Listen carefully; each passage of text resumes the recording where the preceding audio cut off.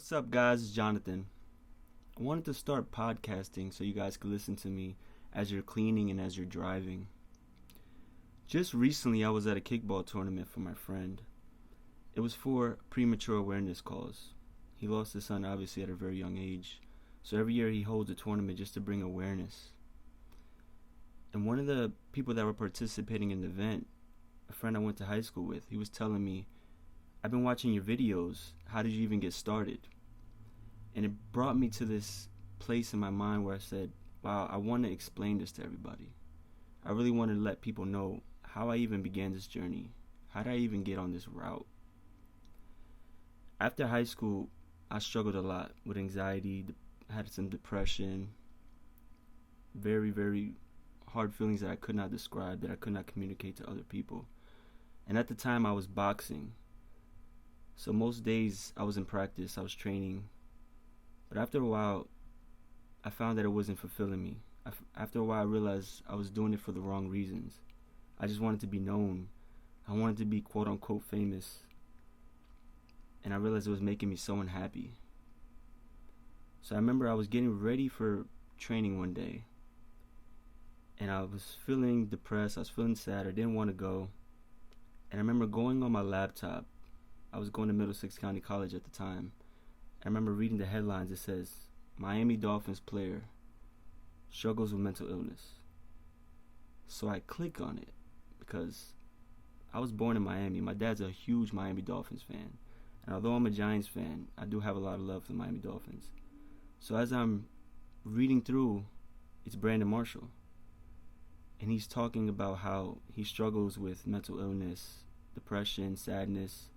And I go on YouTube and I see one of his interviews, and he talks about how he had a mansion, he had a beautiful wife, he had money. At the time, he was the richest wide receiver in football.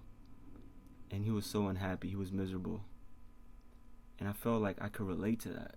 I could relate to being very unhappy and miserable. I found somebody that I connect with, somebody that I knew, not personally, but a player that I would watch every single day. So I began to follow his journey.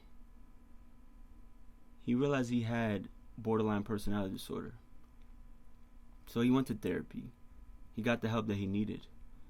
And it was interesting for me because therapy was always this taboo topic. Therapy was something like that most men, they don't go to.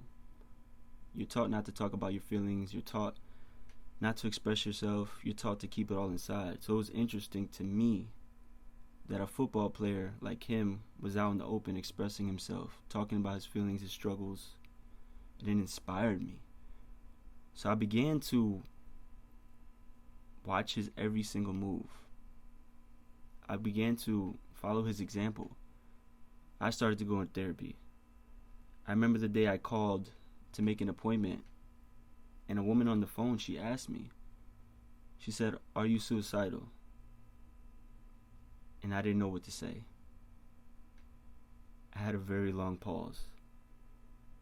My emotions were running like crazy. My mind was just spinning. And I told her the best response I could at the time. I told her I don't know.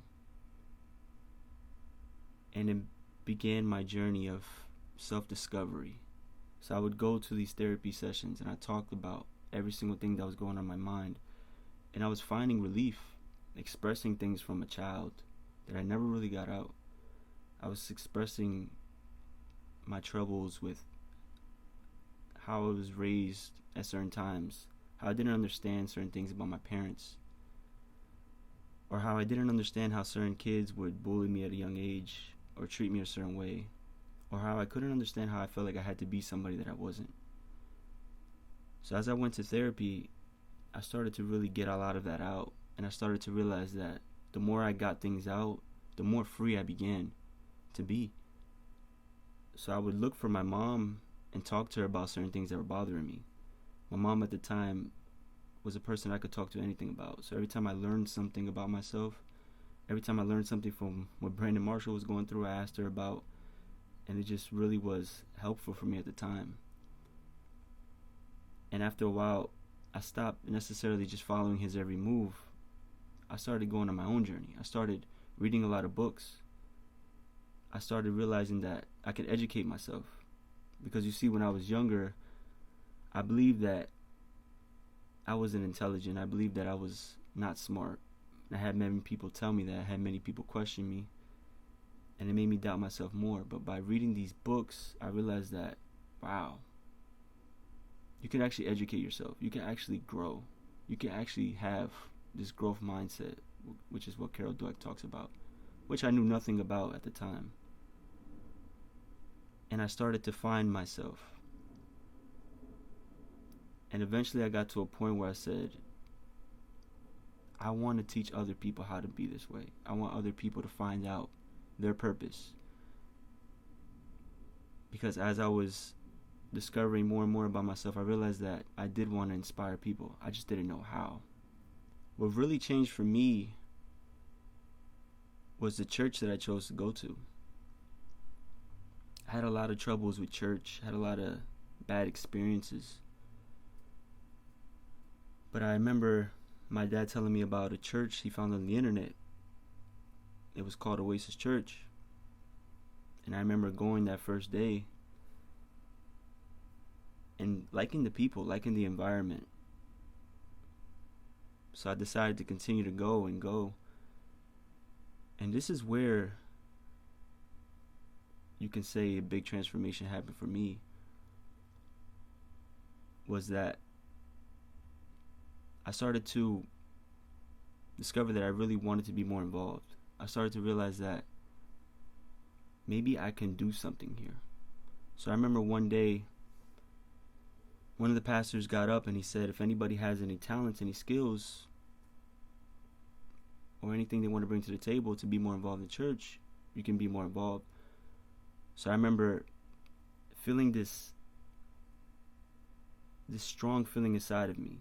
I remember feeling this urgency, this anxiety basically of just like, wow, I want to get more involved. I want to do what he's talking about. So I see another member of the church get up and he's speaking and he's giving an announcement. And something came to me and said, you're going to go to that man and you're going to tell him you want his job. And that was obviously a voice from God. So I did that. I went up to him and told him that. And he was elated. He was excited for me. He said that he never really knew anybody in the church who did such a thing, that would come up to someone like him and take initiative. So I remember thinking to myself, maybe later on I'll get more involved. Maybe it'll happen. This was some time a little bit before the summer, but no. It was that next Sunday he came up to me and said, do you want to give a prayer for everybody in the church? And I was nervous and I was scared, but I remember that feeling that I felt that previous Sunday of, this is the purpose that God has for me. This is what I always wanted to do that I thought I would have to wait till later. So I did give that prayer. And then the next week I did give an announcement. And then little by little I got more and more involved, to eventually becoming one of the speakers at the church. Because you see, I had one of the pastors believe in me, telling me that this is what he foresaw for me, even though I didn't see it for myself. But he believed in me. And that's one of the beginning stages of my journey. And that's where I want to leave it right now, because I have so much more that I really want to get into. But I'll leave that for the next podcast episode. Take care, guys. God bless.